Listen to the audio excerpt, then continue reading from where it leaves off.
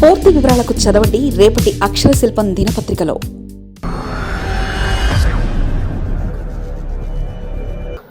ఆంధ్ర తెలంగాణ రాష్ట్రాల పంచాయతీ, రెండు రాష్ట్రాల ముఖ్యమంత్రులతో బనకచెర్లపై ఏం జరుగుతుందో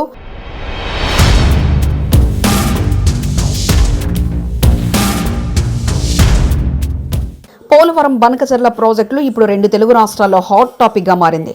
ఈ ప్రాజెక్టుకు అనుమతులు ఇవ్వాలని ఇటు ఆంధ్రప్రదేశ్ ప్రభుత్వం ప్రయత్నిస్తుండగా తెలంగాణ ప్రభుత్వం మాత్రం తీవ్రంగా అభ్యంతరం వ్యక్తం చేస్తుంది. గోదావరి నది నుంచి వరద జలాలు సముద్రంలో వృధాగా పోయే నీటిని మాత్రమే తాము వినియోగించుకుంటామని, దిగువన ఉన్న తాము అదనపు నీటిని వాడుకోలేం కదా అని ఏపీ ప్రభుత్వం ప్రశ్నిస్తుంది. ఈ బనకచెర్ల ప్రాజెక్టు కారణంగా రాయలసీమకు సాగునీరు, తాగునీరు అందించవచ్చని, తద్వారా వెనుకబడిన రాయలసీమ ప్రాంతం సుభిక్షంగా మారుతుందని, ఇందుకు 20,000 కోట్ల రూపాయల అంచనా వ్యయం అవుతుందని చెప్పింది. అయితే పోలవరం బనకచెర్ల ప్రాజెక్టుకు సంబంధించి పర్యావరణ అనుమతులు తీసుకోవాలని కేంద్ర జలసంఘం తేల్చి చెప్పింది. మరొక వైపు పోలవరం అథారిటీ కూడా కొన్ని అభ్యంతరాలను వ్యక్తం చేసింది. ఈ నేపథ్యంలో ఈరోజు ఆంధ్రప్రదేశ్ ముఖ్యమంత్రి చంద్రబాబు నాయుడు ఢిల్లీ బయలుదేరి వెళ్లనున్నారు. ప్రధానంగా బనకచెర్ల ప్రాజెక్టు పైన ఆయన చర్చించడానికి వెళ్తున్నారు.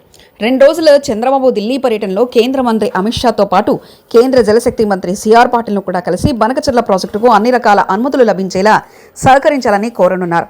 ఈ ప్రాజెక్టు గేమ్ చేంజర్గా పదే చెప్తున్న చంద్రబాబు ఢిల్లీ పెద్దలపై ఒత్తిడి తెచ్చే ప్రయత్నం చేస్తున్నారు. నేడు ఆంధ్రప్రదేశ్ ముఖ్యమంత్రి చంద్రబాబు నాయుడు ఢిల్లీ వెళ్లనున్నారు. మొత్తం మీద బనకచెర్ల ప్రాజెక్టు రెండు తెలుగు రాష్ట్రాల రాజకీయ పార్టీలకు ప్రధాన అంశం కాగా కేంద్ర ప్రభుత్వానికి మాత్రం తలనొప్పిగా తయారైందనే చెప్పాలి.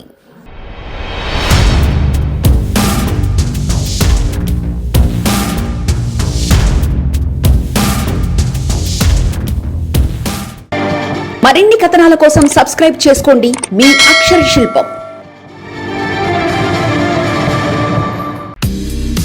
పూర్తి వివరాలకు చదవండి రేపటి అక్షర శిల్పం దినపత్రికలో.